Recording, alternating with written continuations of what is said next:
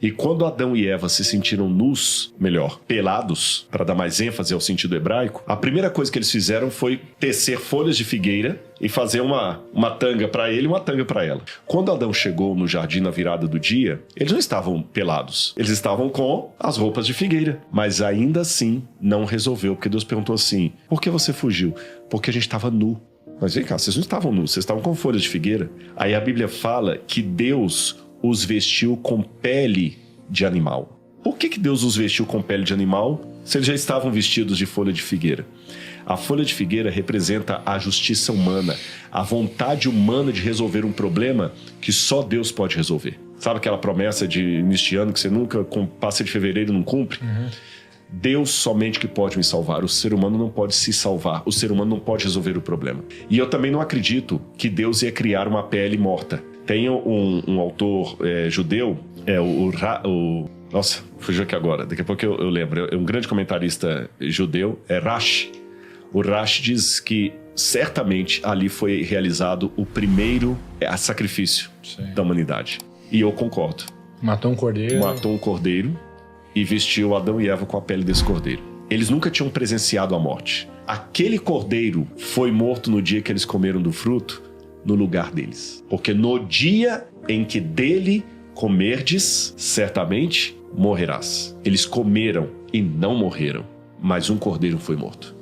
E esse cordeiro que foi morto, agora eu já estou saindo da Bíblia e vou fazer uma análise minha, tá? Passiva de erro. Eu imagino que das duas uma, ou o próprio Deus matou o cordeiro, ou segundo Rashi, Deus incumbiu Adão de ser o sacerdote. Porque depois quem vai fazer sacrifícios é a humanidade. Vai lá, pega isso aqui, ó. Pega esse animal aqui, passa aqui. Eles não sabiam o que era morte. E quando Adão passou a faca, e eu já vi sacrifício de cordeiro em ritual muçulmano na Jordânia. É a pior coisa que tem. Grita, mãe. Ele não grita.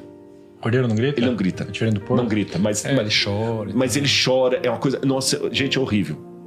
Um dia que a gente estiver junto, a Laura tem no celular dela as filmagens, porque eu não tenho coragem de ter. A Laura foi mais forte do que eu pra isso. Rapaz, matar um cachorrinho... por dantesco que seja, não é tão ruim como ver matando. O bichinho fica assim, e os outros veem que vão ser os próximos, que eles fazem uma matança coletiva, e o cara chega assim, e alguns não morrem na hora, né? Ele fica assim agonizando ainda, e olhando para o camarada com uma carinha assim: por que você está fazendo isso comigo? Adão deve ter ficado assim: o que é isso? Sim. E Deus falou assim: eu vou perdoar vocês, mas para eu perdoar vocês, alguém vai ter que pagar o preço. E onde que estava Deus na hora que eles estavam conversando com a serpente? Com certeza, como está em todo lugar, Deus estava ali vendo. E aí que está a questão. Essa pergunta me abre espaço para uma coisa. Se naquela hora Adão tivesse falado assim: Senhor, me ajuda que eu estou caindo, todo o céu teria intervindo na hora para salvar Adão. Mas na hora da queda, ele não orou a Deus, ele não pediu ajuda. Ele ficou lidando com o dilema, só ele e o dilema, só ele e o dilema. Ele e o dilema. E Eva a mesma coisa. Eva e a tentação, ele e o dilema. Ele não pediu socorro a Deus. E quando Deus veio, porque essa é uma coisa que a galera tem que entender. Eu já vi muitas pessoas ateias que ficam ridicularizando: que Deus é esse que só satisfeito com sangue? Isso é culto primitivo, não sei o que. Não entendem o que é aquilo que em alemão nós chamamos de Heilsgeschichte, a história da redenção. Para que o pecado fosse realmente perdoado, alguém tinha que sofrer a consequência eterna.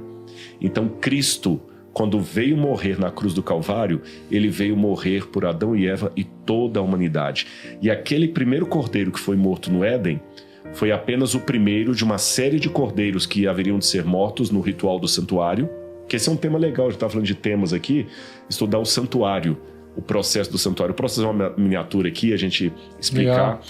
Por que sempre Israel mandava matar cordeiro, o cordeiro da Páscoa? Eles estavam simbolizando o Messias que haveria de vir. E quando Jesus vem, que João Batista está batizando as pessoas no Rio Jordão, e ele vê Jesus passando, João Batista fala o seguinte: eis o Cordeiro de Deus que tira o pecado do mundo. Que é até uma parte da missa para os que são católicos e que está no Evangelho de João. Ele é o Cordeiro de Deus.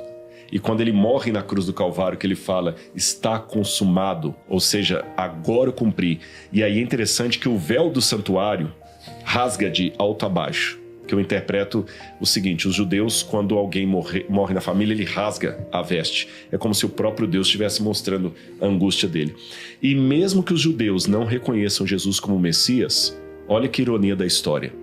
Deus permitiu que o templo de Jerusalém fosse destruído pelos romanos e nunca mais reedificado, de modo que os judeus hoje não oferecem mais sacrifício de cordeiro.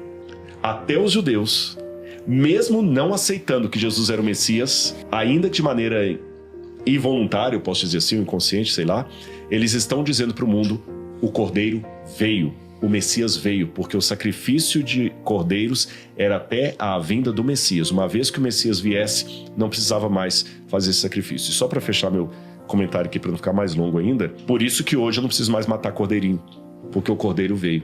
E Deus substituiu o sacrifício de cordeiros pela Santa Ceia. Então, quando Abraão, Isaac, Jacó, Moisés, todo o pessoal do Antigo Testamento matavam um cordeiro, eles estavam depositando a fé no Salvador que haveria de vir. E hoje, quando eu tomo a Santa Ceia, eu deposito a minha fé no Salvador que veio e voltará.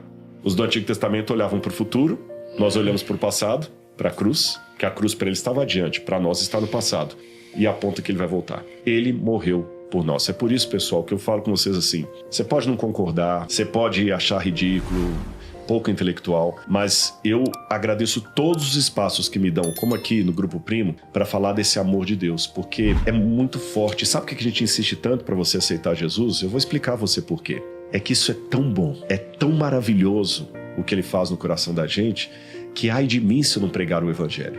Então você só está vivo hoje com a capacidade de rejeitar a Deus porque ele morreu em seu lugar.